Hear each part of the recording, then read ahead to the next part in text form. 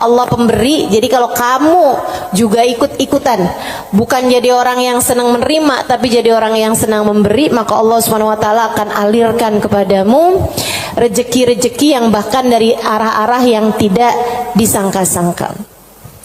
Saudaraku sekalian yang saya muliakan, Hubabah Maryam pernah bilang, Halimah jangan takut ngasih. Nak, jangan takut ngasih. Allah itu seringkali ketika kamu ngasihnya banyak, Allah juga ngasihnya banyak. Ketika Allah ngelihat kamu jalur keluar duitnya itu banyak, Allah juga bakalan ngasih itu buat memenuhin jalur keluarnya uang tersebut gitu. Assalamualaikum warahmatullahi wabarakatuh.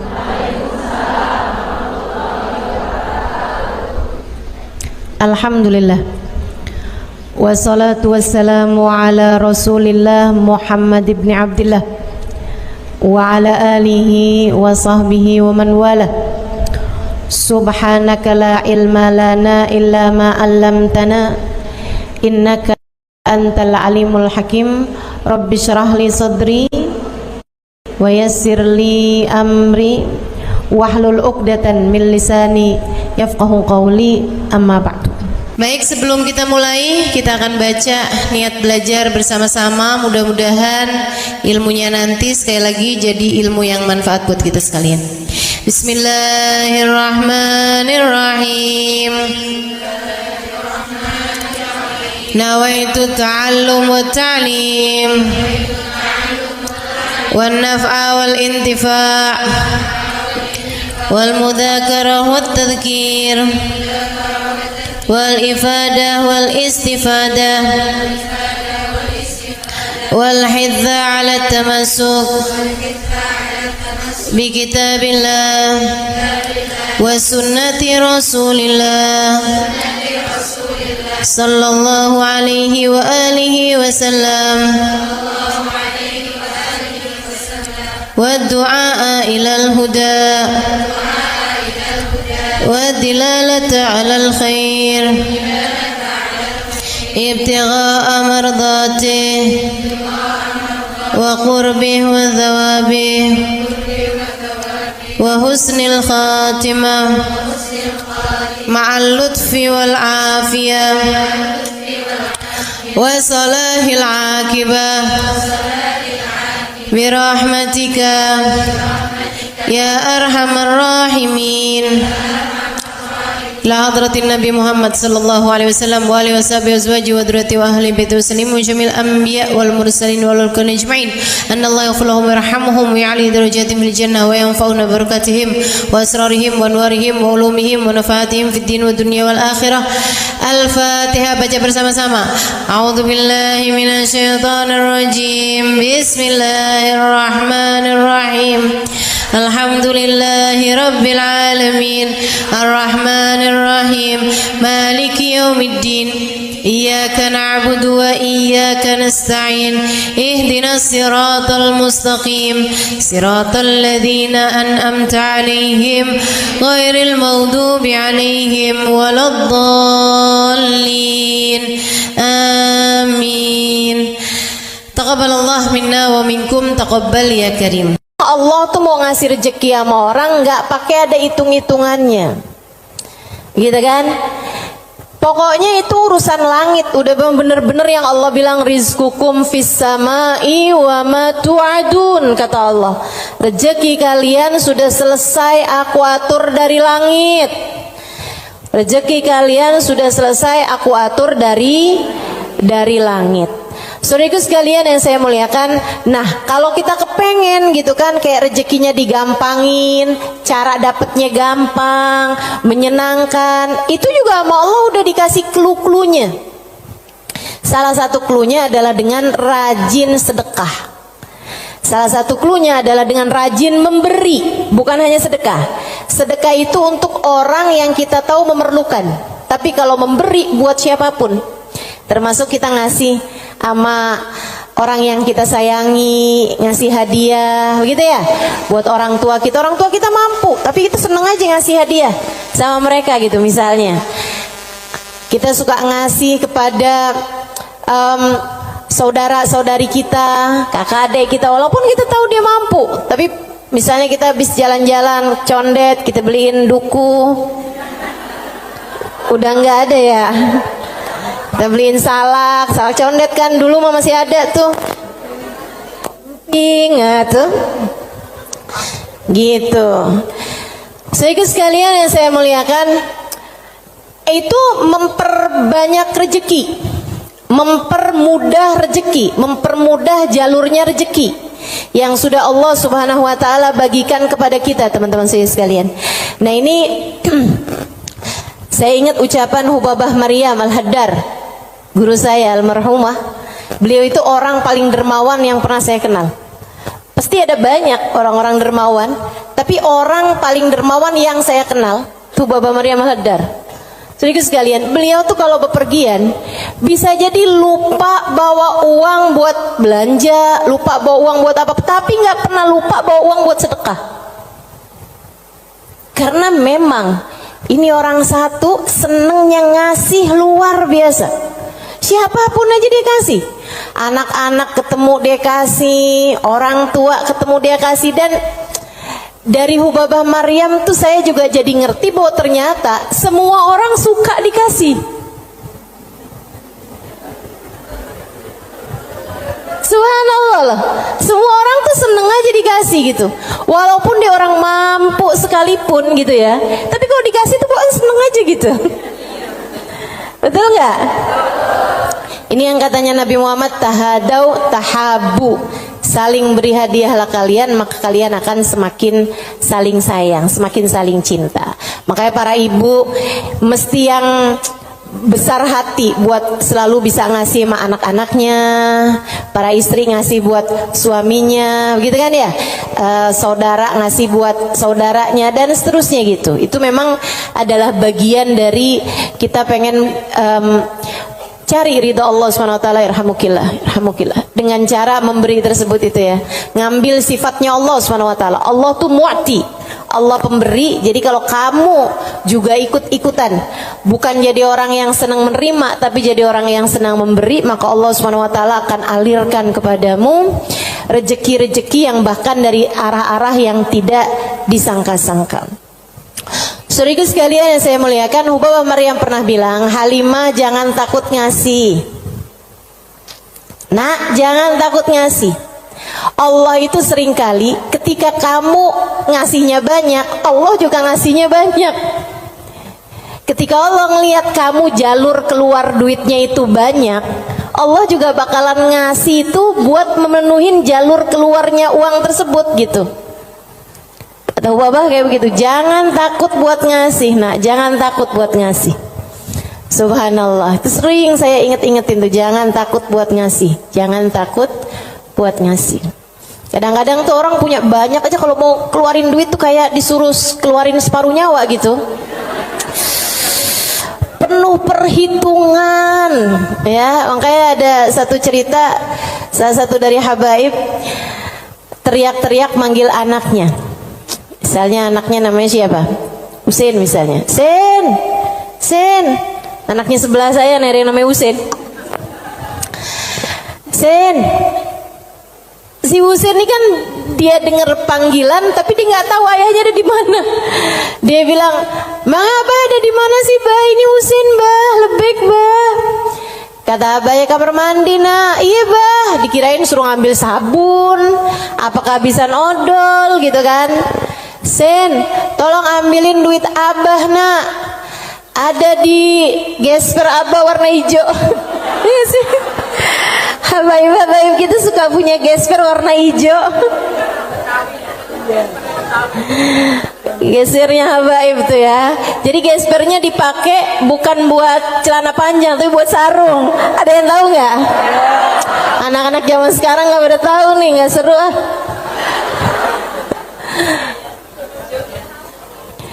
Dia bilang, ambilin duit Abah, nak. Kasihin kepada keluarga fakir miskin di jalan apa gitu, disebutin nama dia. Dikerjain sama anaknya saat itu juga, diambil uangnya kemudian diserahkan kepada keluarga yang dimaksudkan sama abahnya. Habis dia pulang, dia bilang sama abahnya, "Bah, abah kenapa sih bah, sampai repot-repot lagi di kamar mandi, bukan nunggu aja ntar keluar." Abahnya bilang, "Nak, kalau keluar setannya lain lagi." Emang sedekah tuh kalau nggak cepet-cepet dikeluarin lain lagi tuh. Coba aja. Kamu ngeliat orang nih, ya ampun kesian banget, mau ngasih nih kayaknya 100.000 deh, misalnya gitu. Kita inget nih dompet kita ada 100 ribuan gitu kan. Pas kita buka dompet, tapi banyak juga loh orang kayak gitu, 50.000 aja apa ya gitu. Kelihatan ada duit yang hijau 20 ribuan, terakhir keluarnya berapa? 5.000. Ada yang pernah begitu? Mana orangnya? Saya. Urusan sedekah luar biasa. Kalau nggak cepet-cepet dikerjain, luar biasa setannya teman-teman sekalian. Makanya mudah-mudahan Allah SWT selamatkan kita dari segala sifat pelit-pelit ini nih. Baik itu yang namanya syuh ini udah pelit yang banget pelitnya, ataupun bakhil orangnya ya. Kalau yang tadi atas syuh orangnya namanya syahih. Kalau yang kedua nih bakhil, yaitu orang yang pelit sama apa yang dia punya, ama yang jadi miliknya dia mau ngeluarinnya tuh penuh dengan perhitungan. Dan gayahnya, puncaknya orang pelit yang kayak beginian nih, puncaknya pelit adalah dia ampe berusaha untuk bisa yang wajib-wajib pun jadi nggak wajib. Gimana caranya gitu? Kayak bayar zakat gitu kan, mikir-mikir mau bayar zakat harta 2,5% dari harta kita di akhir tahun. Itu kan kalau mau dicari-cariin jalannya biar nggak keluar zakat, bisa teman-teman, bisa. Terutama nih orang-orang kayak saya nih, belajar fikih kelamaan, belajar fikihnya lama, saya tahu persis cara mengelabui hukum Islam. Tetapi teman-teman sekalian, ilmu ini walaupun saya mengetahuinya, saya tidak akan mengamalkannya buat diri saya pun juga buat orang lain. Kenapa gitu? Kamu sedang mengelabui siapa? Bukankah Allah Maha tahu segalanya? Kamu mau nih gimana caranya biar duit saya nih nggak saya zakatin? Oh, kamu begini, misalnya gitu ya. Sekedar dirubah bentuk duitnya itu, jadi tanah, jadi rumah, kan zakatnya setahun lagi. Bisa aja kayak begitu. Akan tetapi teman-teman saudaraku sekalian, sekali lagi ini pengelabuhan urusan dunia. Tapi kalau urusan di hadapan Allah Subhanahu wa Ta'ala, Allah tahu segalanya. Allah paham niatmu, mau deket haul, mau deket waktunya wajib mengeluarkan zakat, kamu beli tanah biar duit kamu berubah jadi tanah untuk menghindarkan kewajiban zakat. Allah paham betul urusan apa yang ada di dalam hatimu itu. Jadi janganlah sok-sokan cari-cari. Mungkin ada pendapat lain yang bikin ini jadi nggak wajib, misalnya gitu kan. Ada aja, bisa aja teman-teman saudara sekalian. Orang yang belajar fikih bertahun-tahun itu akan ngerti caranya hal-hal yang seperti itu. Tapi tentu saja kita tidak akan mengamalkannya, sebab yang kita cari bukanlah pandangan manusia, yang kita cari bukanlah hukum dunia, akan tetapi yang kita cari adalah yang di sisi Allah Subhanahu wa Ta'ala. Saya jadi ingat sama Syaiban. Ini yang dianggap sama Imam Syafi'i sebagai salah satu guru-gurunya Imam Syafi'i. Imam Syafi'i satu hari ditanya sama muridnya Imam Ahmad bin Hanbal, siapa aja guru-gurumu tuan? Sebutin sama Imam Syafi'i, fulan bin fulan, fulan bin fulan, fulan bin fulan. Kata Imam Syafi'i, Syaiban Ar-Ra'i. Siapa? Syaiban Ar-Ra'i. Kok saya nggak pernah dengar ya yang satu ini? Imam Syafi'i itu orang pinter, saudaraku sekalian, sangat pinter. Nih saya ceritain kecerdasan, kepandaian Imam Syafi'i. Imam Syafi'i itu kalau mau ngafal halaman 276, 277-nya ditutup dulu. Kenapa gitu? Karena kalau saya kelihatan suka ikutan masuk juga. Kecerdasan jenis apa itu coba? Ini kayaknya udah tingkat langit ke-7 nih cerdasnya nih. Itu bisa-bisanya gitu. Saya kalau mau ngafalin halaman misalnya 276, saya baca berulang-ulang, itu pun juga masih belum apal-apal gitu kan. Besokannya lagi saya ulang lagi, besokannya lagi saya ulang lagi juga gitu. Karena kalau nggak diulang-ulang ntar kayak suka gampang lupa nggak sih? Saudaraku sekalian yang saya muliakan, ini buat ibu-ibu sih kayaknya nggak relate deh. Kita nih kadang-kadang baca surat Al-Kafirun aja bu, ujungnya nggak ke bawah-bawah.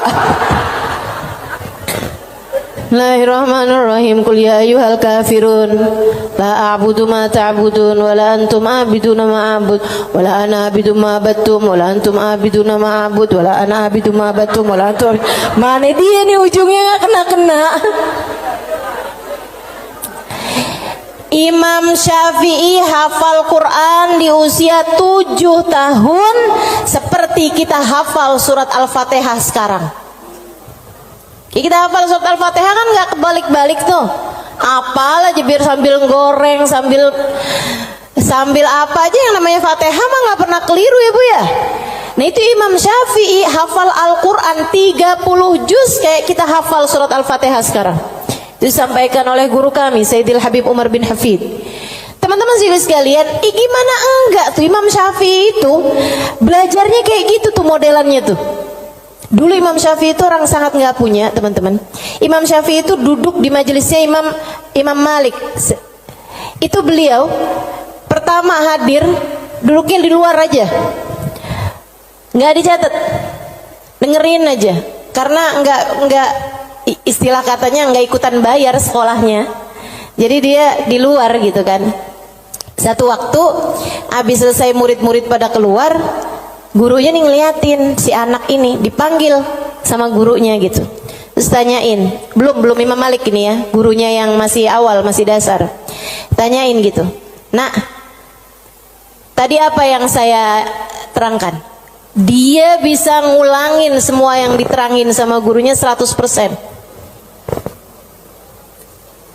Habis itu gurunya bilang, "Nak, kenapa kamu nggak duduk di kelas saya?" Dia bilang, "Karena saya nggak ikutan bayaran." "Nggak apa-apa, duduklah nak di kelas saya akan berbangga dengan kamu bisa duduk di kelas saya." Dah tuh Imam Syafi'i. Kalau mau ngafalin halaman sebelah, halaman yang sesudahnya tuh ditutup dulu sama beliau, karena gampang banget masuk, asal kelihatan kelebetan udah langsung masuk. Kecerdasan yang luar biasa teman-teman saudaraku sekalian yang saya muliakan. Nah ini satu waktu ditanya sama muridnya Imam Ahmad bin Hambal, "Guru-gurumu siapa aja tuan?" Sampein si ini. Kenal, rata-rata Imam Ahmad bin Hambal kenal, mereka adalah ulama-ulama pada masa tersebut gitu, yang disebut sama Imam Syafi'i, Syaiban Ar-Ra'i. Baru nggak kenal. Siapa tuh Syaiban Ar-Ra'i? Ra'i dia bilang, kata Imam Syafi'i, tukang gembala kambing. Penasaran, pengen dong kenal. Oh iya, nanti saya akan ajak kamu. Satu hari diajak nih sama Imam Syafi'i, Imam Ahmad bin Hambal diajakin pergi ke tempatnya Syaiban Ar-Ra'i. Di mana diajakinnya? Di tempat gembalaan kambing. Sambilan tuh kambing digembala, Syaiban sholat. Kambingnya sudah makan rumput, dianya sholat. Habis saya sholat, di Imam Syafi'i sama Imam Ahmad bin Hambal duduk di situ. Assalamualaikum warahmatullahi wabarakatuh ya Syaiban. Waalaikumsalam warahmatullahi wabarakatuh. Syaiban, saya nih datang kemari nih, katanya Imam Ahmad bin Hambal, karena Imam Syafi'i waktu saya tanya salah satu gurunya, dia menyebutkan dirimu, hai Syaiban. Emang Syafi'i ini ada-ada aja. Tawadu kan, bukan yang ya gitulah saya. Walaupun saya kelihatannya penggembala kambing ya, tapi jangan remehkan. Saya gurunya Imam Syafi'i, enggak gitu. Dia bilang, Imam Syafi'i ini emang ada-ada aja. Bagaimana mungkin penggembala kambing seperti saya jadi gurunya Imam Syafi'i? Kata Imam Syafi'i, Syaiban, saya datang kemari ini mau bertanya, beberapa permasalahan. Oh iya, boleh. Apa pertanyaanmu? Yang pertama, kami mau tanya kepadamu urusan sholat. Kalau kamu nih ngerjain sholat, terus kamu lupa Syaiban, ini udah 2 rakaat apa baru 1 rakaat ya? Apa yang harus kamu lakukan wahai Syaiban? Syaiban jawab, ala madhabina au ala madhabikum. Sesuai madhab kalian atau sesuai madhab saya? Oh, Syaiban punya madhab, maaf, Syaiban punya madhab. Katanya Imam Syafi'i, emang ada 2 madhab nih dalam masalah ini? Iya, tentu saja. Madhab kalian selalu berbeda dengan madhab saya. Oh, boleh kami tahu kalau sesuai dengan madhab kami gimana Syaiban? Kalau madhab kalian, kalau lupa berapa rakaat sholat, ngambil rakaat yang sedikit, kemudian sesudahnya sujud sahwi. Iya benar, kata Imam Syafi'i, benar. Begitu memang yang disampaikan oleh baginda kita Nabi besar Muhammad sallallahu alaihi wasallam. Kalau madhab kalian gimana Syaiban? Kata Syaiban, kalau madhab kami, madhab ahli tasawuf, madhab hamba-hamba dekat dengan Allah Subhanahu wa taala, madhabnya para wali lah boleh dibilang. Dia bilang kalau kami sholat menghadap Allah tapi kami sampai lupa berapa rakaat kami menghadap kepadanya, artinya kan pikirannya kemana-mana. Dia adalah orang yang sudah kurang ajar kepada Allah. Dia harus dihukum dengan puasa setahun dan qiyamul lail setahun. Itu hukuman buat orang, itu pelajaran buat orang yang bisa sampai lupa ngadep sama Allah Subhanahu wa taala. Ada yang mau ikutan madhabnya Syaiban?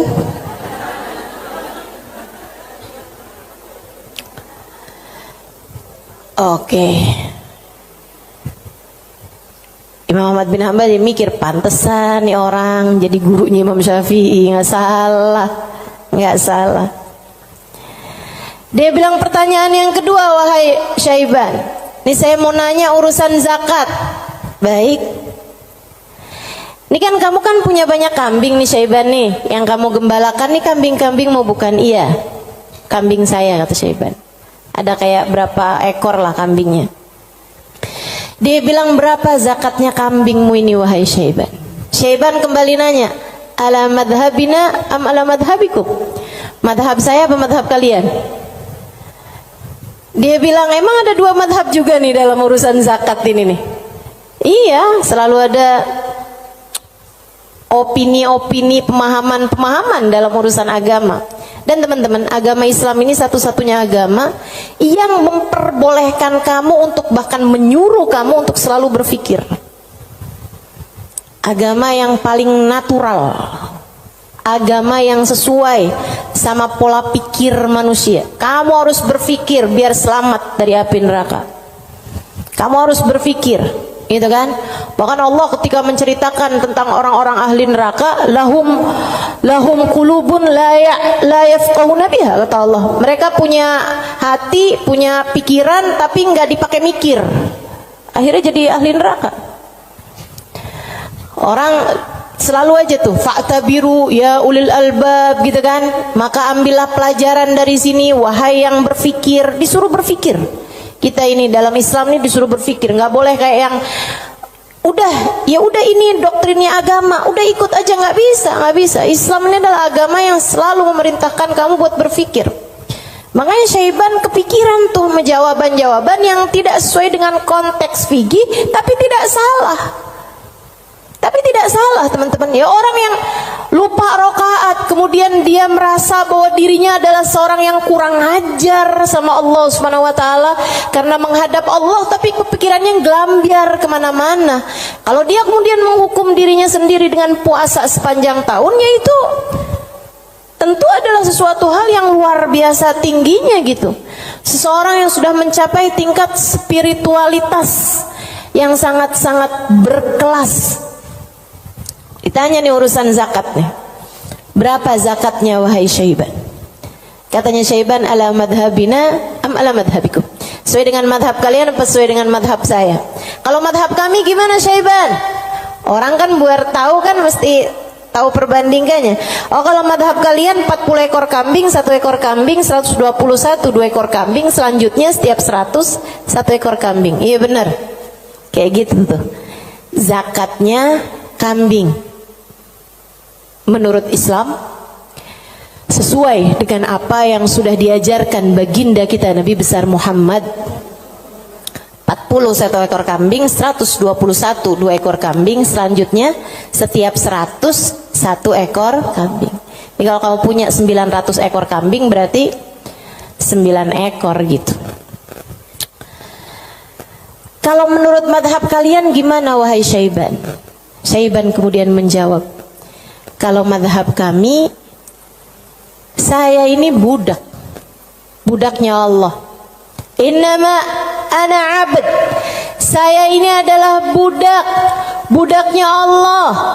Dan seorang budak tidak memiliki harta, sebab semua harta budak adalah harta majikannya. Dan itu benar, harta budak adalah harta majikannya. Jadi kambing-kambing saya ini, ya udah, terserah Allah aja. Kalau diperlukan saya kasih, kalau nggak diperlukan nggak saya kasih. Kalau kemudian misalnya nih punya kambing 20 gitu kan, tapi nih lagi ada orang mau ngawinin nih, perlu 3 ekor kambing, ya udah keluarin 3 ekor kambing. Saya nggak pernah merasa memiliki kambing-kambing saya. Berapapun yang diperlukan akan saya keluarkan, sebab bukan milik saya, semua hanyalah milik Tuan saya. Saya hanyalah budak, yang saya miliki adalah miliknya Tuan saya. Tuh, hamba berkelas. Makanya mereka tuh ngeluarin duit sebanyak apapun nggak pernah merasa berat. Kenapa? Ngerasanya cuma dititipin doang. Nggak pernah ngerasa itu adalah milik dia gitu. Ngerasanya cuma dititipin doang. Makanya sedekahnya gede-gede teman-teman. Berjuang dengan hartanya tuh besar-besar. Dan saya ketemu orang-orang semacam itu. Punya duit berapa dikeluarin segitu-gitunya tuh. Itu ketemu orang-orang yang seperti itu gitu. Masya Allah, Masya Allah. Mudah-mudahan Allah angkat kepelitan dalam diri kita, insya Allah. Semoga Allah angkat sifat bukhl dalam diri kita, sifat syuh dalam diri kita ini. Amin ya rabbal alamin. Wa amma man bakhila bil infaq fi wujuhil khairat. Adapun orang-orang yang pelit dalam menafkahkan hartanya pada jalan-jalan kebaikan, wa taraikir kurubat, dan arah-arah gurubat, arah-arah ibadah. Maksudnya kalau disuruh keluarin hartanya buat yang lain misalnya gitu ya, dia ngawinin anaknya, udah jor-joran tuh. Tapi kalau giliran suruh nyumbang,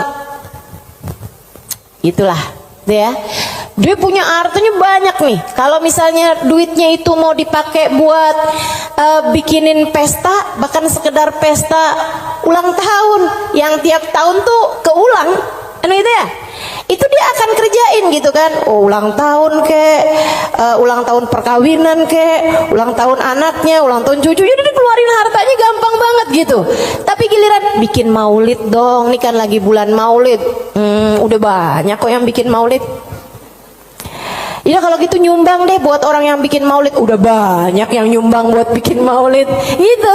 Jadi kalau urusannya yang kebaikan-kebaikan gitu kan, tuh ada pondok pesantren tuh lagi susah, oh ya udah deh ntar aneh sampein deh sama orang itu tuh, orang itu kaya tuh, banyak tuh duitnya tuh. Dia lupa kalau duitnya juga banyak. Ada orang-orang yang kalau jalan-jalan yang lain dia royal, dia biasa aja gitu, ngeluarinnya nggak berat. Tapi di saat dia suruh ngeluarin untuk jalan-jalan kebaikan, dia ngerasa berat. Yang kayak begini, ma'at tamakkun min dzalik, padahal dia mampu untuk melakukan itu, fahaluhu ahwan min halil ladzi qabla, keadaan dia masih lebih mending daripada keadaan orang-orang yang di atasnya, yang syuh atau yang yang syahih atau yang bakhil tuh ya.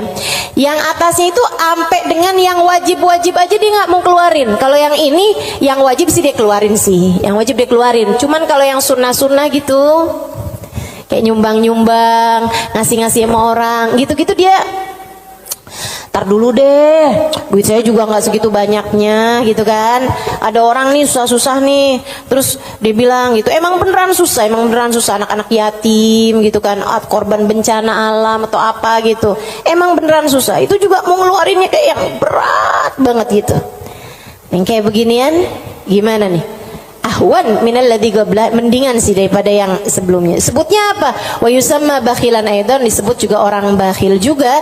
Li'annahu qad adharal mal wa laqiba fi imsaki, karena dia mendahulukan harta untuk dirinya sendiri dan dia senang buat pegangin hartanya. Wa bakhila bi badlihi fi ma huwa arfa' lahu wa anfa' inda rabbih minad darajatil ula wal khairatil baqiyah fid daril akhirah. Karena dia itu kan bakhilnya itu menyalahkan sesuatu yang dia rasa lebih bermanfaat.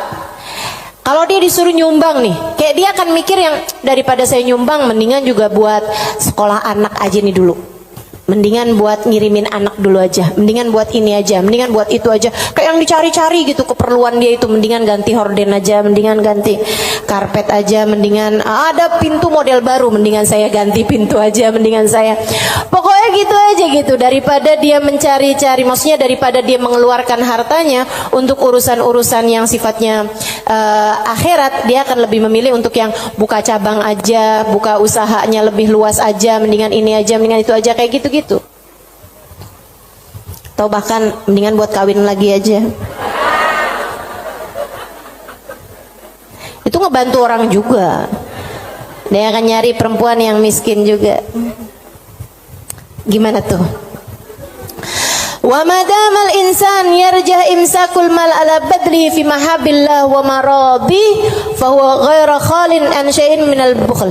Dan sesiapa orang, selagi seseorang itu masih lebih mendahulukan, masih lebih mementingkan megang hartanya daripada menyerahkannya di jalan yang diridhoi Allah dan yang dicintai Allah, maka artinya orang tersebut belum kosong dari sifat pelit. Artinya dia masih punya sifat pelit dalam dirinya.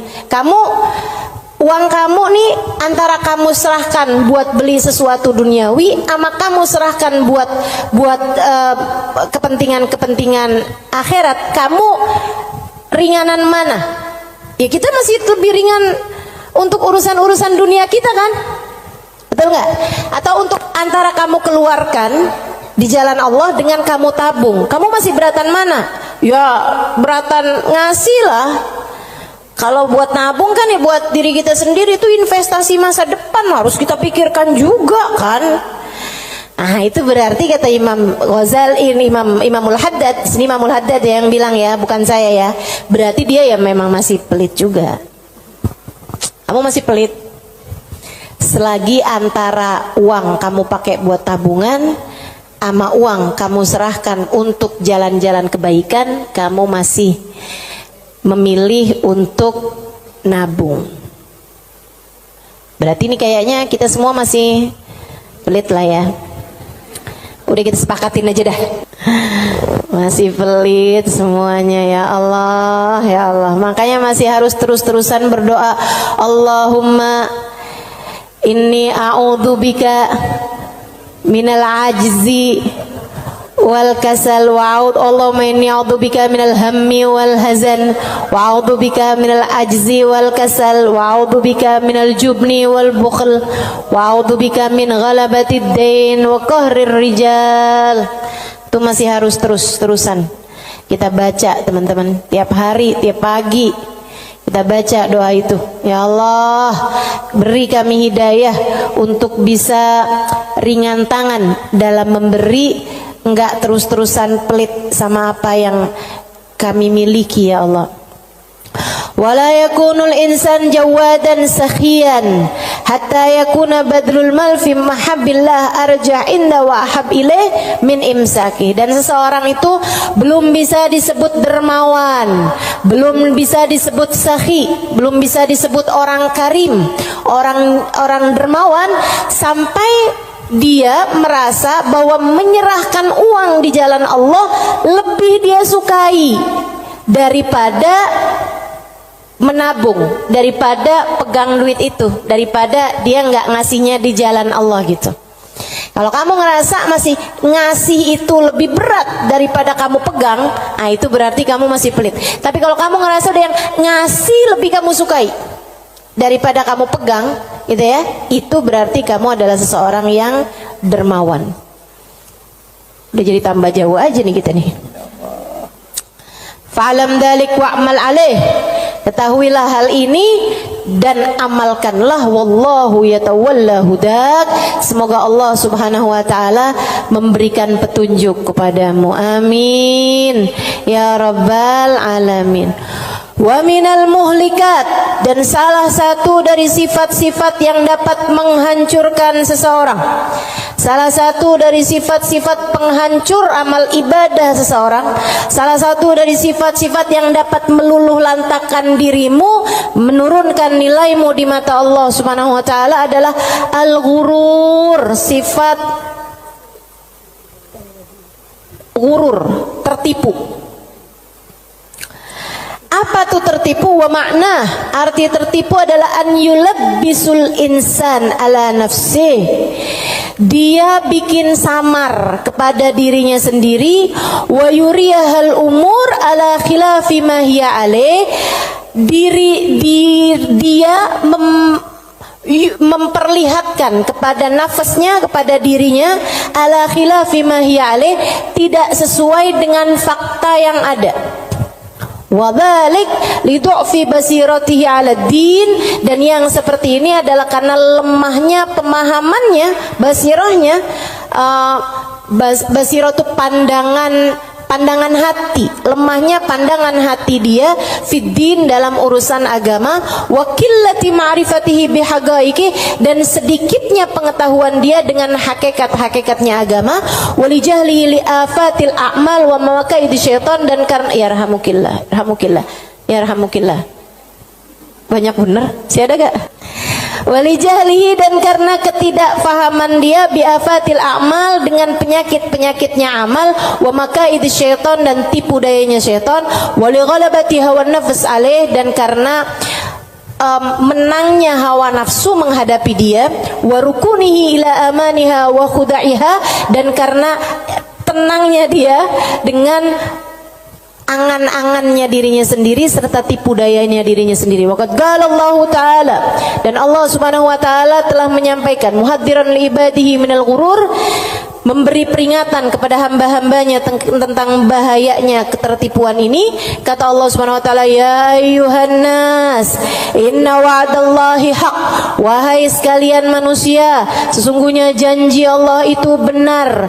Fala taghurranakumul hayatud dunya, janganlah kehidupan dunia menipu kalian, wala taghurrannakum wala yaghurrannakum billahil ghurur, dan janganlah ghurur, tipu daya, menipu kalian dari Allah Subhanahu wa taala.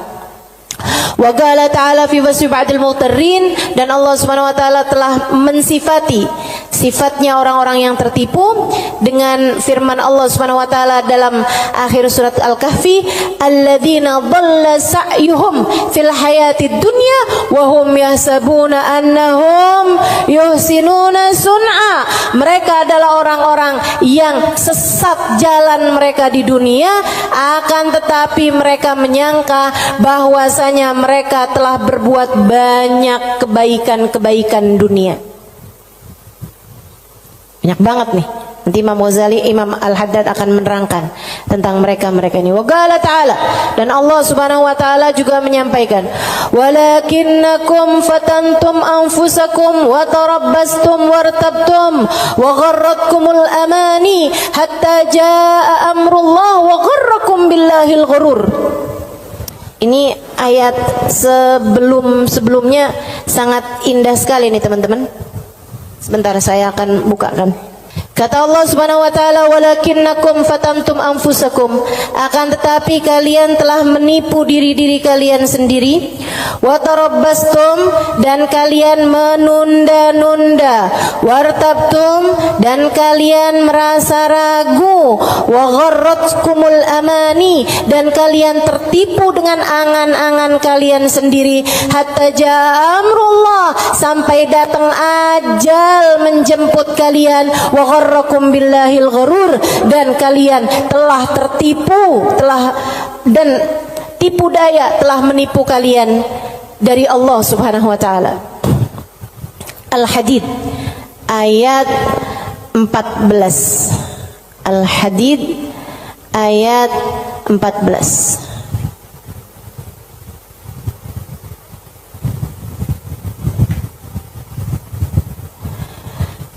Al-Hadid ayat 14. Nih. Ini serem sih. Saya mau baca ayat ini nih, pas baca Quran pas nyampe ayat-ayat ini. Ya Allah, ngerinya. Saya bacain ya.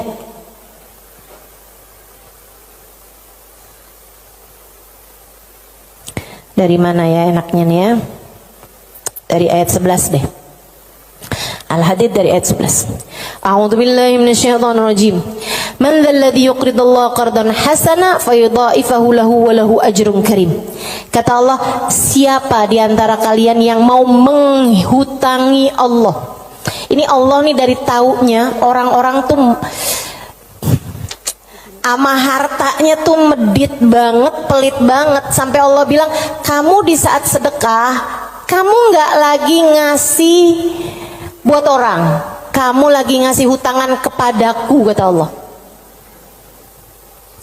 Kamu lagi ngasih tuh, kamu lagi ngasih hutang sama aku, kata Allah. Man dzalladzi yuqridullaha qardan hasana, siapa yang menghutangi Allah dengan hutangan yang bagus. Hutangan yang bagus tuh ada orang miskin dikasih, ya, ada orang yang kepengen sekolah, nggak mampu sekolah, kamu sekolahkan. Ada janda-janda yang kepengen usaha nggak punya modal, kamu modalin, gitu kan. Ada orang tua-tua yang emang udah nggak bisa lagi usaha, kamu berikan nafkah bulanan kepada mereka gitu. Ada yang lagi ngebangun misalnya pondok pesantren atau masjid yang memang tidak akan kembali berupa keuangan ya, maksudnya secara langsung gitu kan.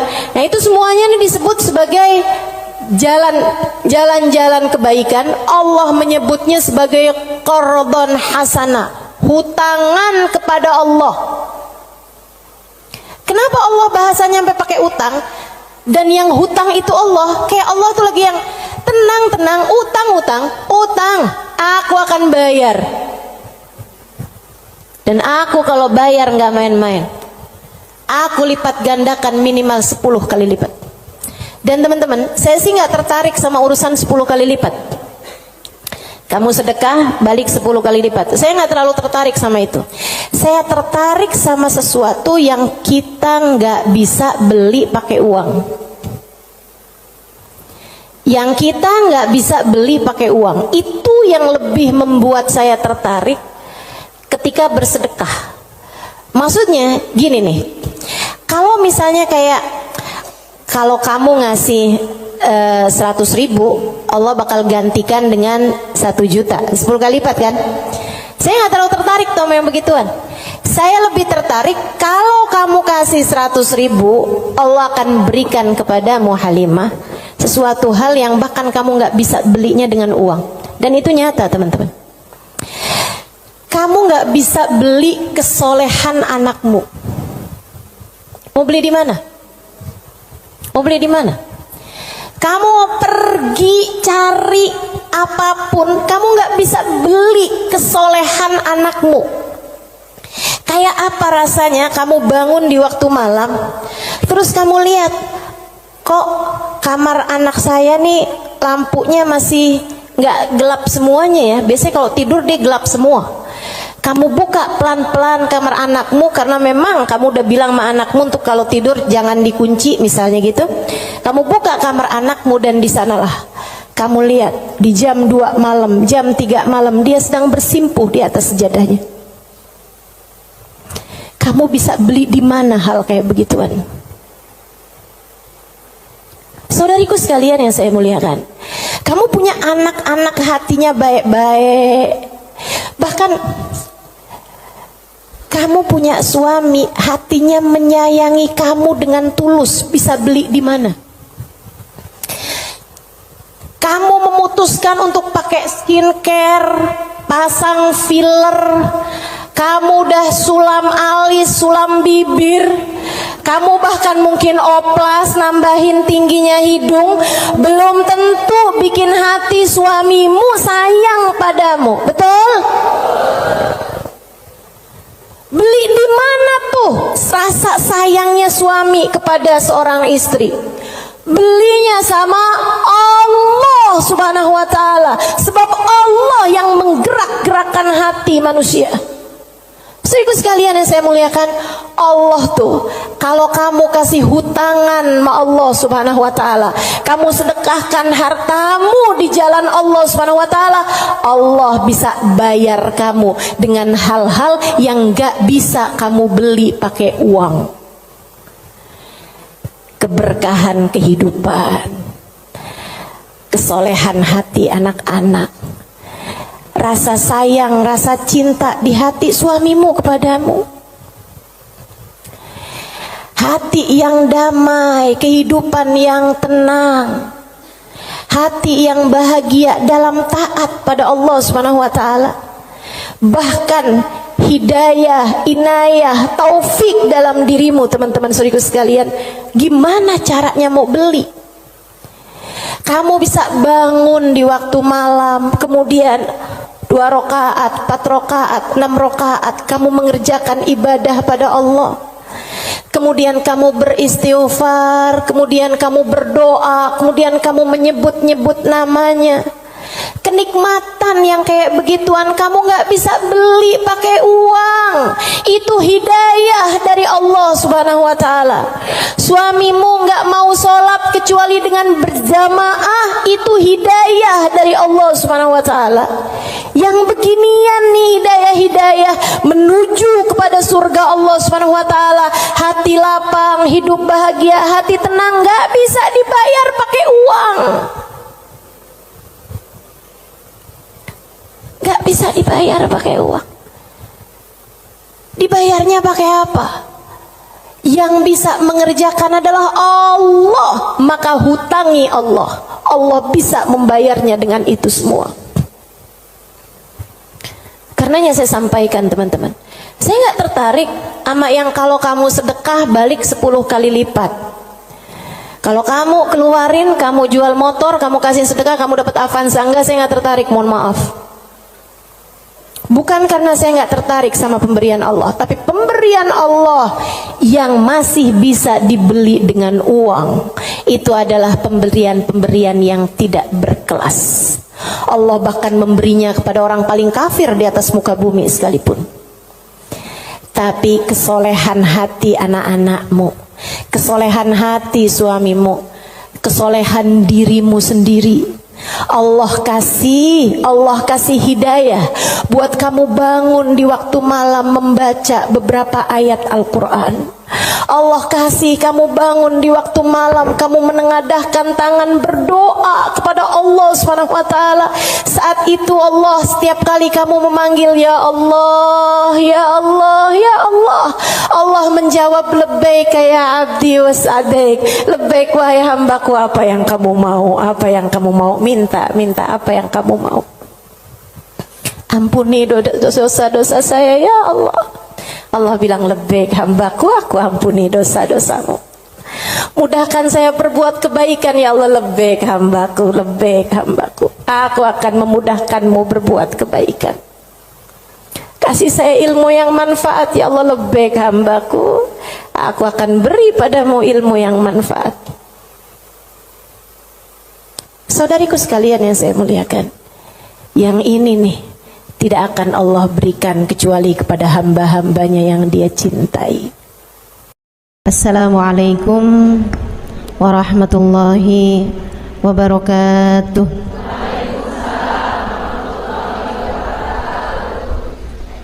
Alhamdulillah, wassalatu wassalamu ala Rasulillah Muhammad ibn Abdillah wa ala alihi wa sahbihi wa man wala.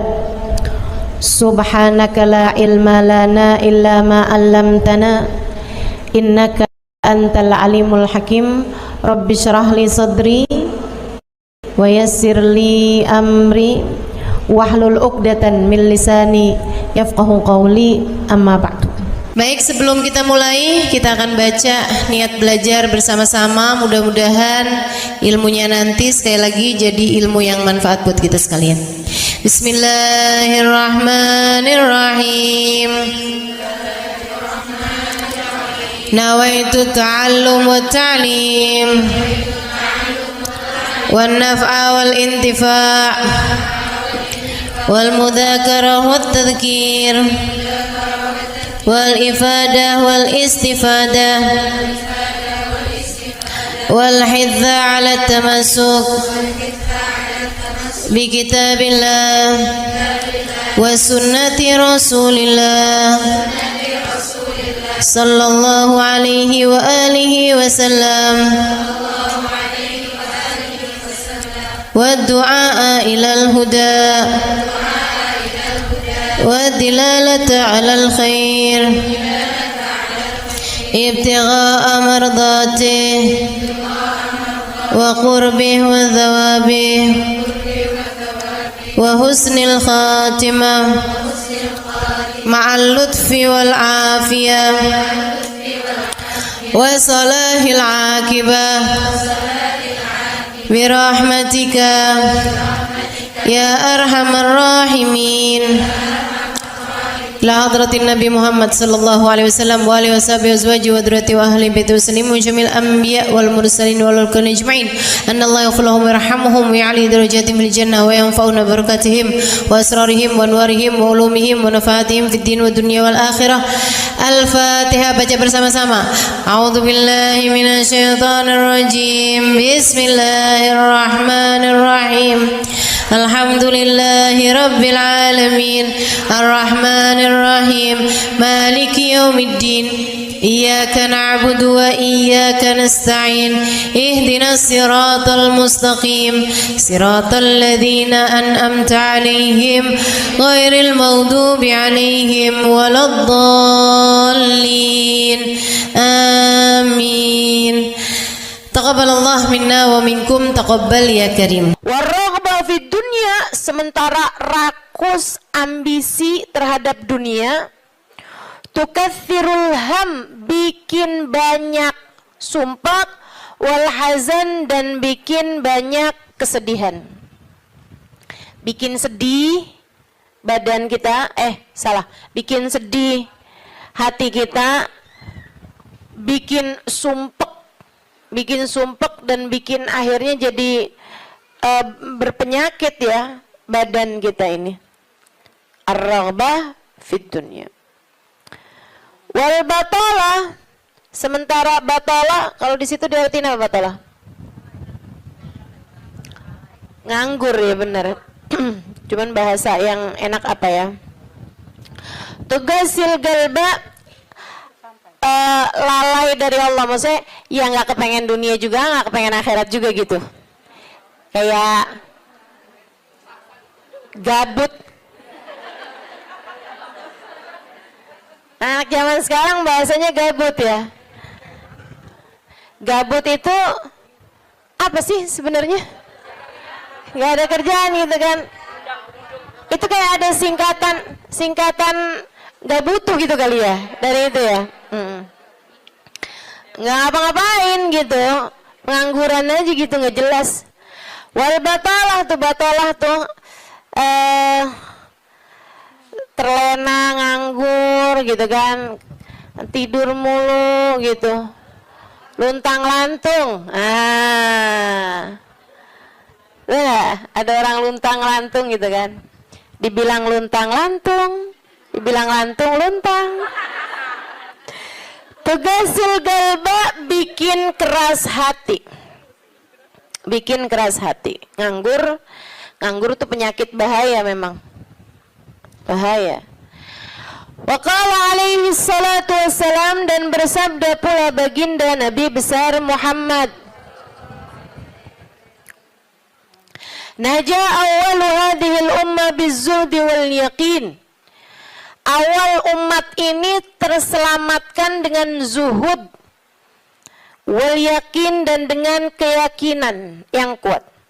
Wasayahlik akhiruha bil hirsi wa tulil amal, dan akan hancur akhirnya umat ini, akan hancur disebabkan hirs, ambisi terhadap dunia, wa tulil amal, dan panjang angan-angan. Wa ma warada minal ayati wal akhbar wal athar fi dammid dunya wa dammil muhibbina laha warraghibina fiha wa dammil hirsi 'alaiha kharijun anil hasr. Dan apa yang warid, apa yang datang dari ayat, hadis, athar itu yang disampaikan oleh Nabi maupun para ulama, fi dammid dunya, dalam celaknya dunia, maksudnya mengenai betapa buruknya dunia, betapa buruknya orang-orang yang mencintai dunia, betapa buruknya orang yang ambisi terhadap dunia, dan mil hirs 'alaiha, betapa buruknya orang yang rakus terhadap dunia. Banyak sekali kharijun anil hasr, enggak bisa kehitung. Ayat, hadis maupun ucapan para ulama mengenai betapa buruknya dunia, betapa buruknya para pecinta dunia dan lain sebagainya, ini banyak banget hadisnya, keterangannya enggak kehitung. Watasani fil ulama, dan karangan-karangan para ulama rahmatullahi alaihim, semoga rahmat Allah senantiasa tercurah kepada mereka, minas salaf wal khalaf, baik dari ulama zaman dulu maupun ulama-ulama belakangan, masyhunah bidzalik, penuh sekali dengan hal-hal yang seperti itu. Kayak Imam Ghazali gitu kan, nulis dalam kitabnya baik Ihya Ulumuddin ataupun kitab yang terakhirnya beliau itu namanya Minhajul Abidin dan lain sebagainya, itu banyak banget mengenai hal-hal yang seperti ini gitu. Betapa pentingnya kita untuk zuhud terhadap urusan dunia. Tsumma inad dunya ibaratun wallahu a'lam bisa sampai situ ya. Nabi Muhammad alaihissalam mengatakan, az-zahada fid dunya tuyrayyihul qalba wal badan. Zuhud dunia nih. Apa tuh zuhud? Zuhud itu teman-teman tidak mengharapkan kesenangan dunia dari Allah sekalipun ya, enggak minta gitu, enggak seneng gitu sama kesenangan dunia dari Allah. Itu namanya zuhud akhirat. Dan juga teman-teman, zuhud ama manusia itu tidak menginginkan apa yang ada pada manusia, apa yang dimiliki orang enggak kepengen. Itu kan, itu namanya zuhud fima fi aidin nas. Ini disampaikan Nabi Muhammad dalam hadisnya, izhad fid dunya yuhibbukallah, wazhad fima fi aidin nas yuhibbukan nas. Kata Nabi Muhammad alaihissalam, zuhudlah kamu dari dunia. Zuhud tuh enggak seneng, enggak ambisi, enggak fokus kepada kesenangan dunia maupun pencapaian dunia. Hati-hati, tipis teman-teman bedanya, gitu kan? Pencapaian dunia, saudara sekalian, kayak gini loh, banyak followers, majelisnya jadi rame, itu tipis tuh antara kamu kepengen akhirat sama kamu kepengen dunia. Buat siapanya? Bukan buat yang hadir. Saya rasa kalau yang hadir mudah-mudahan baik gitu kan. Tipisnya itu buat pelaku-pelaku dakwah, baik yang rumahnya buka buat majelis atau dia buka majelis, atau yang ngajarnya nih gitu. Karena kalau tujuannya senengnya itu adalah urusan-urusan dunia, tuh tipis banget setan nantinya tuh bisa masuk dari arah situ. Dari arah situ masuknya. Izhad fid dunia, kata Allah SWT. Makanya dari tipisnya nih yang saya sebut tadi itu ya, kayak keinginan kamu tuh dunia apa akhirat, keinginan kamu tuh pujian manusia atau pujian Allah. Itu sampai-sampai banyak dari para wali-walinya Allah Subhanahu wa taala meninggalkan kemasyhuran dunia karena khawatir sama hatinya. Banyak saudaraku sekalian. Sampai ada di antara para wali itu yang sampai berpura-pura nyuri, sampai dikejar orang gitu kan. Kenapa dikejar orang? Karena yang dia curi adalah bajunya seorang perempuan yang lagi mandi. Ada orang lagi mandi, wali loh yang ngerjain. Untung belum zaman viral internet ya. Ini kalau zaman viral internet kayak apaan tuh orang ngejudge dia tuh kan, udah nganggepnya udah hancur banget dah gitu. Tapi memang itu yang dicari sama beliau. Yang dicari sama beliau adalah menghindar dari kepopuleran, menghindar dari apa yang orang-orang cari dari kemuliaan dunia, karena khawatir hatinya terselip rasa keinginan untuk dianggap mulia di dunia menghancurkan kemuliaannya di akhirat. Serem bener buat orang-orang kayak saya yang sama Allah dikasih pegang mic di depan, ya kan? Teman-teman saya sekalian, nggak gampang. Makanya kalau ada yang bisa kamu lakukan untuk saya, doain, biar bisa ikhlas, doain, biar bisa benar gitu, jaga hati, doain, biar disayang Allah gitu. Kesian nih, begitu udah masuk nih setan, teman-teman saya sekalian, setan tuh ya datang ke pedagang beda. Datang ke orang awam beda, datang ke ulama beda lagi. Waduh, yang datang ke ulama nih setannya juga ulama. Setannya juga kelas profesional, gitu kan? Jadi nggak ecek-ecek gitu loh. Setannya juga setan-setan berkelas, teman-teman saya sekalian. Nah itu kan yang belum tentu selamat gitu, belum tentu selamat. Masya Allah. Ada tuh zamannya Imam siapa ya? Ada Imam Ghazali cerita dalam Ihya-nya. Kita suka ketawa-ketawa tuh dengerin cerita Imam. Maksudnya kalau baca ceritanya Imam Ghazali yang begitu-begituan. Kata Imam Ghazali dalam Ihya-nya tuh, ada orang atau di Minhaj ya, wallahu a'lam, pokoknya salah satu kitabnya Imam Ghazali lah. Imam Ghazali cerita, ada orang dia itu ulama, teman-teman. Cuman ulamanya itu masih suka yang ya gitulah, masih ada kesenangan dunianya. Senang sama popularitas, senang sama dimuliain orang, senang sama ini sama itu. Ada satu ulama khomul. Ulama yang lain nih, ulama yang nggak seneng namanya terkenal, nggak seneng, dia nggak seneng sama urusan begituan, urusannya antara dia sama Allah, tapi ilmunya luar biasa. Ulama yang kedua nih, ini ulama yang pertama nih saya nggak inget namanya gitu ya, dua-duanya nih saya nggak inget namanya. Nah ulama yang pertama nih dia lagi khutbah Jumat, teman-teman saya sekalian, dia ngomong sesuatu yang dinisbatkan kepada ulama yang kedua yang nggak senang keterkenalan apa ini, teman-teman. Dia ngomong bahwa saya pernah dengar kayak, kan ada orang-orang itu ya Allah, mudah-mudahan Allah bersihkan hati kita semuanya nih ya. Ada orang-orang yang kalau cerita sama orang lain, bahkan di mic sekalipun, senang menunjukkan kedekatannya sama ulama yang lain atau sama orang-orang yang berilmu, guru-guru apa segala macam gitu kan ya. Yang tujuannya adalah biar orang tahu nih, gua deket sama si ini, gua deket sama si itu. Paham maksud saya? Mudah-mudahan Allah selamatkan hati saya, mudah-mudahan Allah selamatkan hati kita semua. Sehingga sekalian, dia bilang tentang ulama B nih. Dia bilang, saya pernah dengar syekh ini mengatakan gitu kan. Syekh itunya hadir di majelis tersebut. Ya.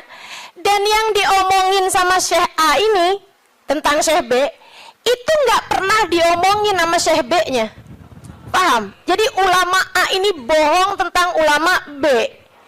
Bohongnya di khutbah Jumat cuman untuk menunjukkan betapa dekatnya dia sama ulama B tersebut itu. Dia ngomong kayak begitu, sehingga sekalian, tahu apa yang dikerjain sama ulama B? Ulama B ini yang, kenapa nih anak? Beliau berdiri nyabut bulu ketiak di tengah orang banyak. Beliau berdiri nih. Beliau berdiri kemudian nyabut bulu ketiak. Heh, Syekh, kurang ajar kamu. Ini waktunya khutbah. Saya nggak pasti itu khutbah Jumat atau khutbah yang lain nih ya. Ala kulli hal, Syekh, ngapain kamu di waktunya khutbah? Kamu malah cabut bulu ketiak. Duduk Syekh, nggak punya adab. Kata Syekh B ini, kamu yang nggak punya adab nak. Kamu yang nggak punya adab pak. Kenapa kamu mengingatkan saya untuk sesuatu hal yang sunnah? Nyabut bulu ketiak, kalau nggak salah emang hari Jumat ya. Nyabut bulu ketiak hari Jumat hukumnya sunnah. Ala sunnah. Walimada astahi, dia bilang. Kenapa saya mesti malu? Kamu gak punya malu apa depan orang-orang kamu nyabut bulu ketiak? Bulu ketiak itu kan buat laki-laki sama laki-laki nggak aurat. Sesama perempuan aja nggak aurat. Bulu ketiak ya, maaf ya. Teman-teman sekalian, beliau bilang walimada astahi. Kenapa saya mesti malu? Ana ala haq wa anta alal batil. Saya mengerjakan barang hak, kamu mengerjakan barang batil. Dia bilang saya mengerjakan barang hak, nyabut bulu ketiak sunnah hari Jumat. Dia bilang kamu ala batil. Karena kamu menceritakan tentang saya sesuatu yang tidak pernah saya katakan. Saya Syekh Fulan min Fulan, sebutin nama dia namanya. Ya Allah, merah padam mukanya. Seram teman-teman, seram. Ya gitulah. Kadang-kadang tuh sampai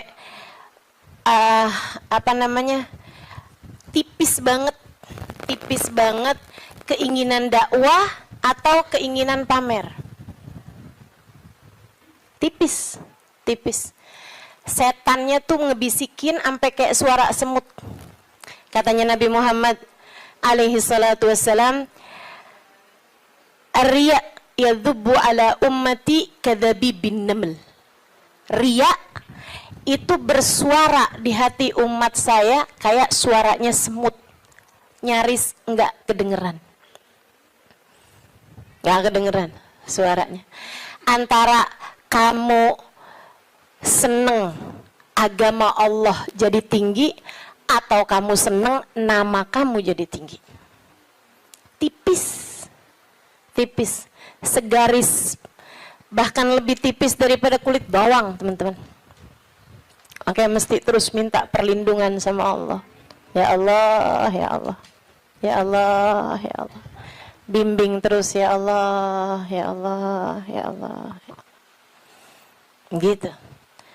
Mudah-mudahan Allah karuniakan keikhlasan bagi kita sekalian insyaallah.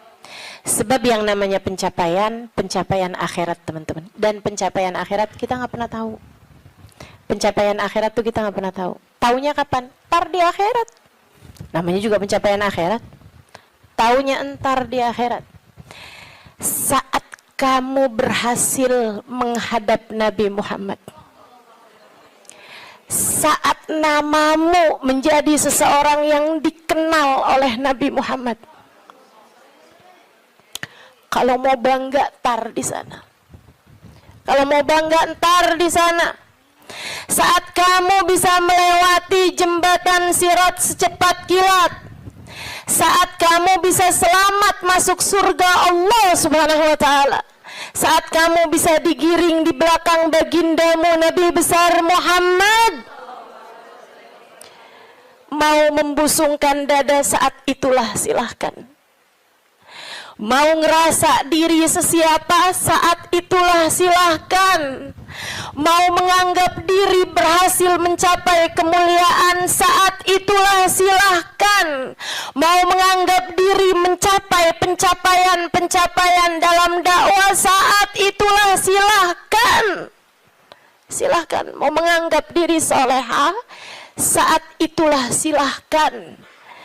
Jika sampai namamu dipanggil oleh Nabi Muhammad, jika sampai kamu diperkenankan bersalaman dengan Nabi Muhammad, jika sampai Nabi Muhammad berkata raditu biki, aku ridho kepadamu, saat itulah silakan melayang-layang teman-teman.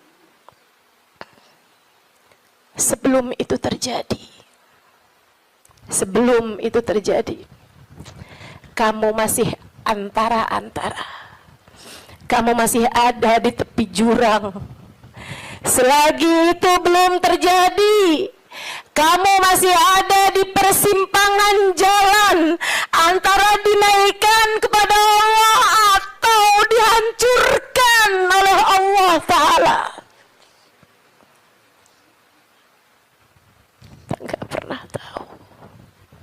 Kita nggak pernah tahu.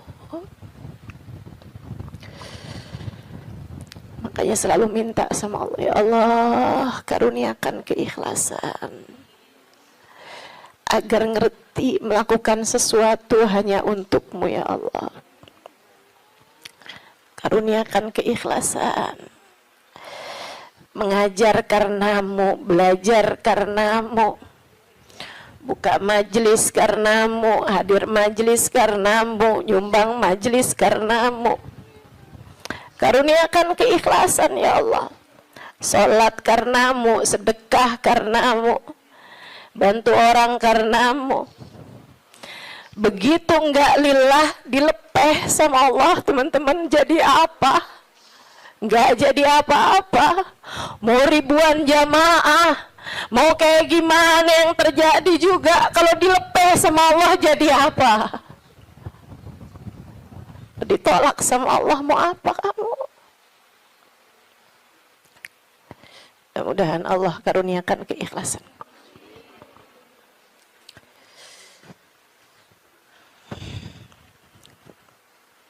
Az-zahada fid dunya, zuhud di dunia, zuhud dunia, ngarepnya cuma Allah semata.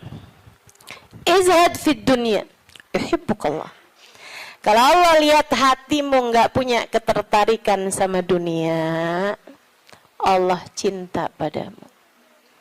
Gitu kata Nabi Muhammad. Hah? Hati kamu masih ngarep dunia nggak nih? Hati kamu masih ngarep harta, pandangan orang, jabatan, kemuliaan di mata manusia? Kamu masih fokus ke sana apa enggak gitu? Hati kamu masih fokus ke sana, jangan salahkan siapa-siapa. Kalau Allah pun juga belum fokus mengaruniakan rahmatnya kepadamu. Sebab aturannya jelas, kata Nabi Muhammad, izhad fid dunya yuhibbukallah. Bagaimana mungkin Allah akan menempati hatimu jika hatimu masih penuh sesak dengan selainnya? Teman-teman, kamu kalau mau taruhin di kamarmu itu lemari baru, tempat tidur baru, kamu mesti keluarin yang lama. Kalau kamarmu itu masih banyak banget barang-barang lain, yang nggak mungkin yang baru bisa masuk ke dalam kamarmu. Kan begitu? Hati kamu juga gitu. Hati kamu juga gitu. Saudara sekalian yang saya muliakan, bagaimana mungkin Allah akan berkenan bertahta di hatimu jika hatimu selama ini masih penuh sesak dengan selainnya?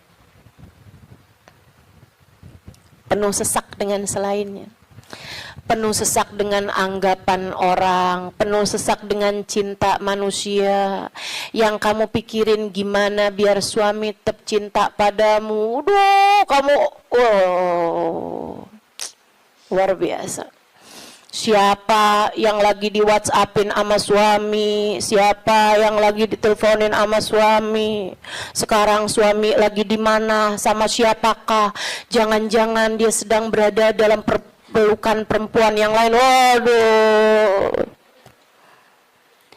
Bagaimana kamu berharap Allah bertahta dalam hatimu jika hatimu penuh sesak dengan selainnya? Teman-teman, keluarkan nya yang kecil-kecil agar nya yang besar berkenan bertahta di hatimu. Keluarin yang lain-lain. Keluarin perkara harta, perkara cinta manusia, pujian orang, semuanya keluarin.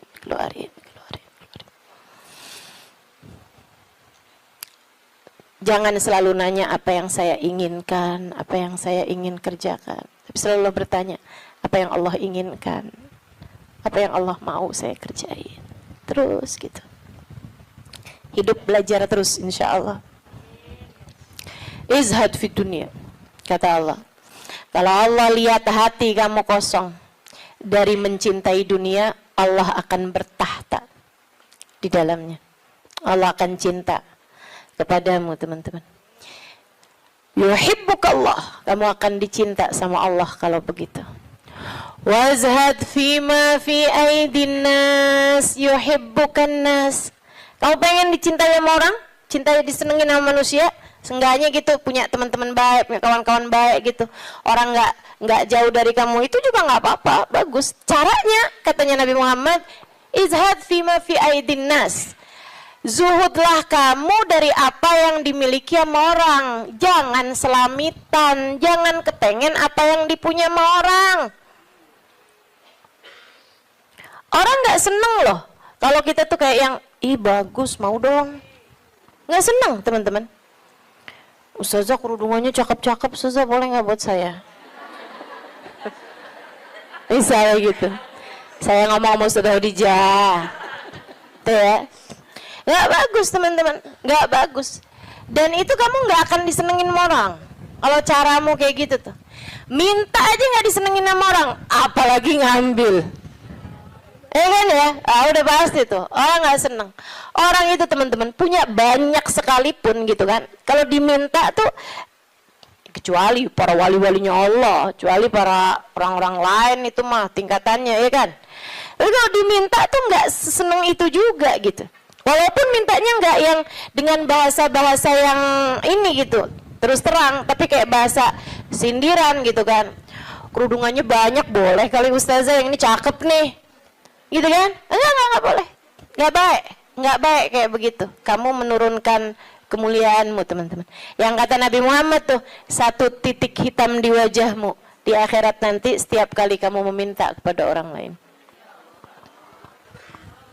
Izhad fima fi aidin nas. Apalagi kalau sampai kamu, hati kamu nggak pernah tertarik sama apa yang dipunya sama orang. Oh, dicinta sama Allah. Saya ceritain tuh di buku Bidadari Bumi 2 tentang seorang perempuan yang diceritain sama Hubabah Nur. Sedikit sekalian saya muliakan, saya lagi ngobrol sama Hubabah cerita tentang orang ini. Tuh bahwa ada tuh 5 orang tuh. Emang bener nih hadisnya Nabi yang ini bener banget. Ra'aituhu bi'aini, kata beliau. Saya lihat dengan mata saya. Dia bilang ada 1 orang Halimah. Itu beliau, si perempuan ini, saya bolak-balik ngelihat di undangan, di kondangan, tuh ya, di pesta-pesta gitu, perkawinan kayak gitulah, kondangan-kondangan, bajunya itu terus. Saya tahu kalau dia ini miskin karena bajunya itu terus, gitu kan? Orang di Tarim itu kalau keluar semuanya pakai baju hitam. Nah, kalau baju hitam kan susah nandainnya kan yang sama semua. Betul apa enggak? So itu sekalian saya muliakan. Makanya saya suka heran gitu, Ustazah Halimah nih fashionable, apa namanya? Bener nggak ngomongnya? Lagi mana? Apa tadi?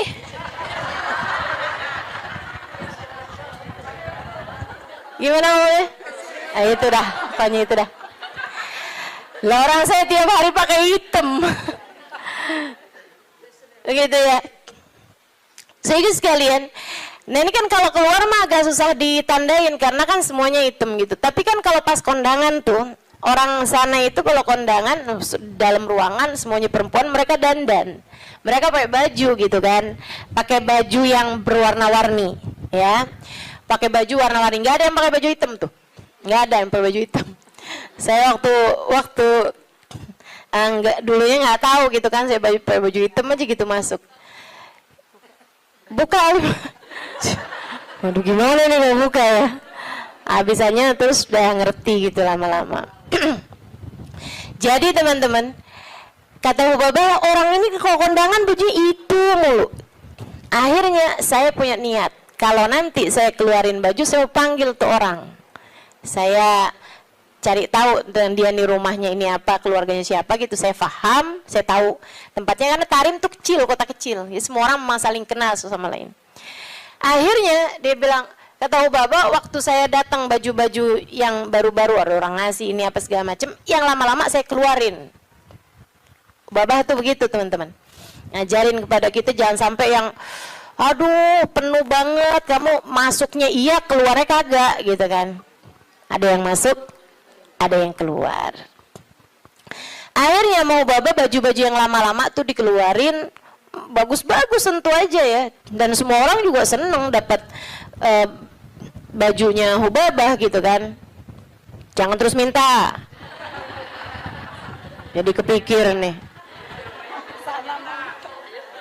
berangkat ke Tarim meminta baju mau Hubabah.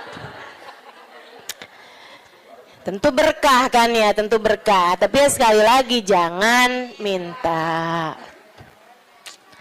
Subhanallah teman-teman, kalau nggak minta tuh, kalau mintanya mau ntar kasih.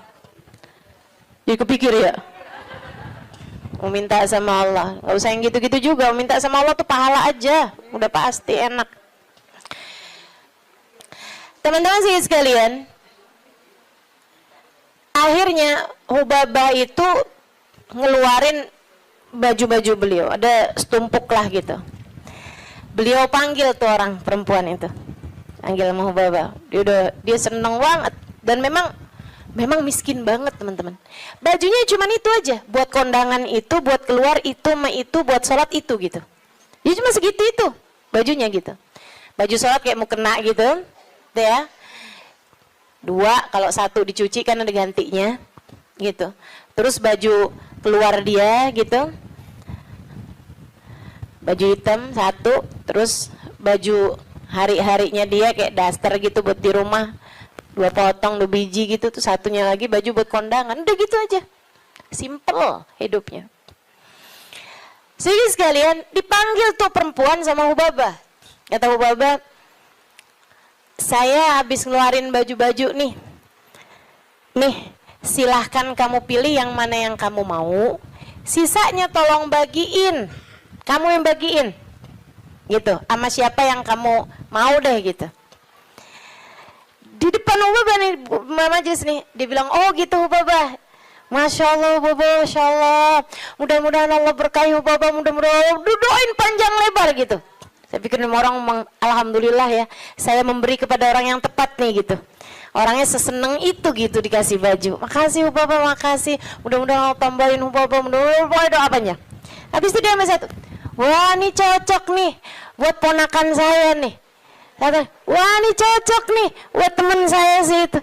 Kata lagi, oh cocok nih buat adik saya nih, ini cocok nih buat tangga saya, ini cocok. Sampai habis semuanya, nggak ada satupun yang buat dia. Kata Hubabah, begitu semuanya buat orang lain tanpa ada satupun yang buat orang tersebut, ya Allah, 5 saat itulah saya jatuh cinta padanya. Bener banget yang Nabi Muhammad bilang, izhad fima fi aidin nas yuhibbukan nas.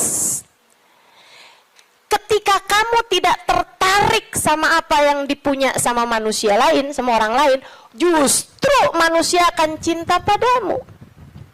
Manusia ini memang unik. Allah tuh seneng kalau ada orang seneng sama apa yang dimiliki sama Allah, Allah seneng. Allah tuh diminta seneng. Allah itu kalau ada orang tertarik sama apa yang ada pada Allah, surga, gitu kan? Itu kan yang Allah janji-janjikan kan? Allah tuh kalau ngelihat orang tertarik ke surga, tertarik sama hisab yang mudah, tertarik ke perjumpaan dengan Allah, Allah malah senang teman-teman. Manusia nih justru kebalik. Manusia tuh kalau ada orang tertarik sama apa yang dia punya, malah nggak demen. Terutama perempuan, kalau ada orang tertarik sama suaminya, dia nggak demen banget tuh.